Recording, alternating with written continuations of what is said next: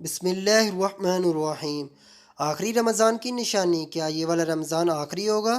جاننے کے لیے ویڈیو کو آخر تک ضرور دیکھیے گا۔ رسول اللہ صلی اللہ علیہ وسلم نے اپنی امت کو آنے والے ہر قسم کے فتنوں کے بارے میں نہ صرف خبردار کیا بلکہ مستقبل میں رونما ہونے والے اہم واقعات کے بارے میں بھی آگاہ کیا۔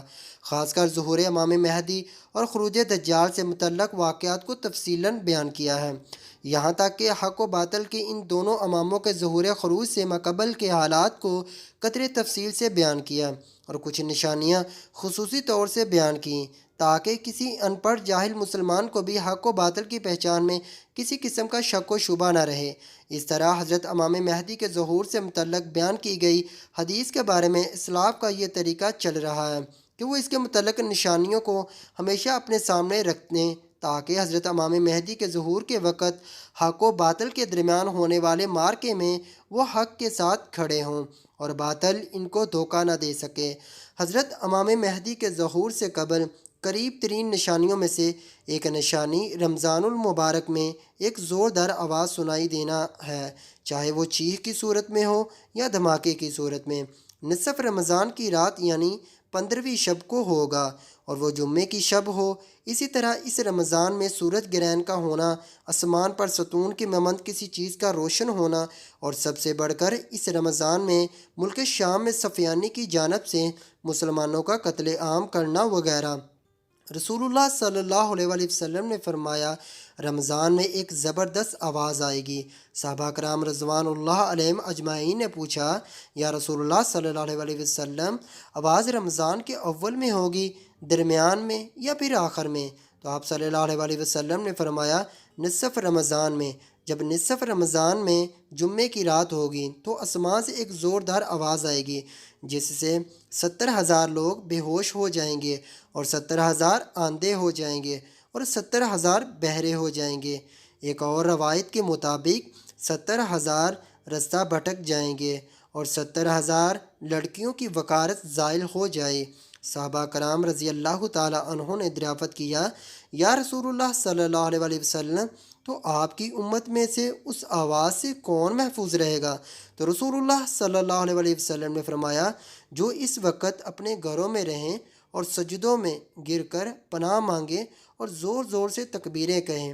پھر اس کے بعد ایک اور آواز آئے گی۔ پہلی آواز حضرت جبرائیل علیہ السلام کی ہوگی اور دوسری آواز شیطان کی ہوگی۔ پھر فرمایا کہ واقعات کی ترتیب یہ ہوگی کہ آواز رمضان میں ہوگی۔ دراصل جنگ کی گنگرج یا شور و شرابہ ہوگا جو کہ شوال کے مہینے میں ہوگی اور ذوالقعدہ میں قبائل عرب بغاوت کرے گی اور ذوالحج میں حاجیوں کو لوٹا جائے گا۔ رہا محرم کا مہینہ، محرم کا ابتدائی حصے میری امت کے لیے آزمائش ہے، اس کا آخری حصہ میری امت کے لیے نجات ہے۔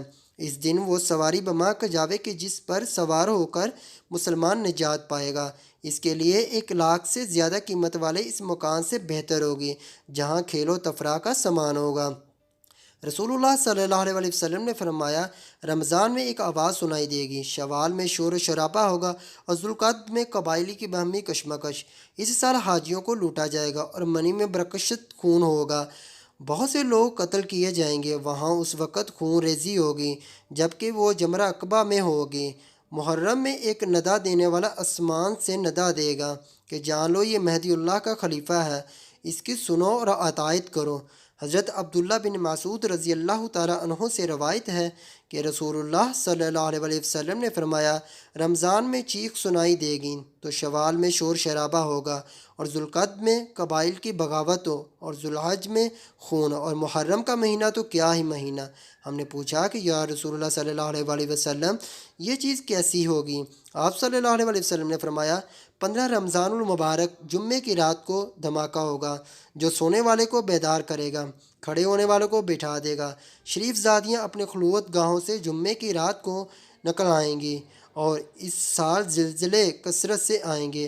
جب تو جمعے کے دن فجر کی نماز پڑھ لو تو اپنے اپنے گھر میں داخل ہو کر دروازے اور کھڑکیاں بند کر لینا اور اپنی چادریں اوڑھ لینا، اپنے کان بند کر لیں، اور جب تمہیں چیخ کا احساس ہو تو اللہ کے سامنے سجدہ ریز ہو جانا اور یہ پڑھنا کہ پاک ہے وہ ذات جو نقائص سے پاک ہے، تو جو ایسا کرے گا وہ نجات پائے گا، اور جو ایسا نہیں کرے گا وہ ہلاک ہو جائے گا۔